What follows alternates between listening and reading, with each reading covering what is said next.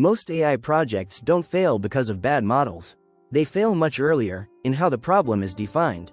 And this is what most developers completely miss. You can build a perfect model, and still have a useless system. Because in real companies, success is not measured by accuracy.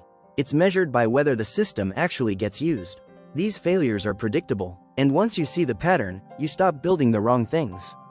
Most developers approach AI like a technical problem. Train a model, improve accuracy, optimize performance, but companies don't care about your model. They care about outcomes. If your AI doesn't fit into a real workflow, it doesn't matter how good it is. That's why so many AI projects look impressive in demos, and quietly disappear in production. A working model is just a component. It's not the outcome the business is paying for. The first reason AI projects fail is simple. There was never a real problem to solve.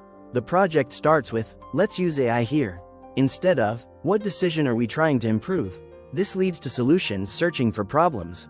And those projects almost always die after the initial excitement fades. Strong AI projects start with friction in a workflow, not with excitement around a new technology. The second failure point is data reality. Not data availability, data usability. In most companies, data is scattered, inconsistent, and poorly labeled. But developers assume it's ready for modeling, so they spend weeks building models, only to realize the data cannot support the use case. And at that point, the project slows down or stops entirely. Experienced engineers validate data before writing a single line of model code.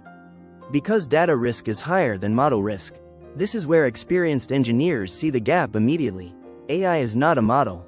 It's a system. It needs APIs, monitoring, feedback loops, and user interfaces. But many projects stop at the model. No integration, no workflow embedding. So even if the model works, it never becomes part of how the business actually operates. If the model cannot influence a decision in real time or near real time, it has no operational value. Here's a problem that almost no one talks about. Ownership. Who is responsible for this AI system after launch? Not during development, after. If no team owns it, no one maintains it, no one improves it, and eventually, it breaks or becomes irrelevant. This is one of the biggest hidden reasons AI projects fail. In production systems, ownership is more important than innovation. Because systems degrade if no one is accountable. AI systems are probabilistic. They are not perfect, but many stakeholders expect 100% accuracy. So when the system makes mistakes, they lose trust immediately. Instead of asking, does this improve the current process? They ask, is this flawless? And that mindset kills adoption. The goal is not perfection. The goal is measurable improvement over the current baseline. If you step back, all these failures point to one root cause. AI projects are treated like experiments, not production systems. They are built to show capability, not to deliver consistent value. And companies don't invest in systems that behave like experiments. That's the difference between a demo and something that actually survives. And experiments don't scale, only systems do. Here's the reality. Companies don't want AI projects. They want systems that reliably improve decisions.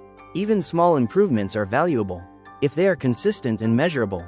That's why simple systems often succeed, while complex AI projects fail, because they actually integrate into the business. They prefer something simple that works every day, over something advanced that works only in demos. If you want to work on successful AI systems, shift your approach. Start with the decision you're trying to improve, then validate whether usable data exists. Design the system, not just the model, and define ownership from day one. This is how experienced engineers approach AI. And this is what separates working systems from failed experiments. This shift sounds simple, but it fundamentally changes how you approach every AI problem. This is also where your career positioning changes. Companies are not hiring model builders. They are hiring people who understand systems.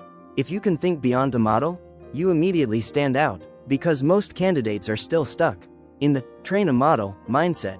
And that's exactly why they get filtered out. This is the gap between learning AI and getting hired for AI roles. AI is not about building smarter models. It's about building systems that actually work. Once you understand this, your entire approach changes, and more importantly, your career positioning becomes much stronger. Because now, you're solving the problem companies actually care about. Once you start thinking this way, you stop chasing trends and start building relevance. Subscribe to build an AI-ready career.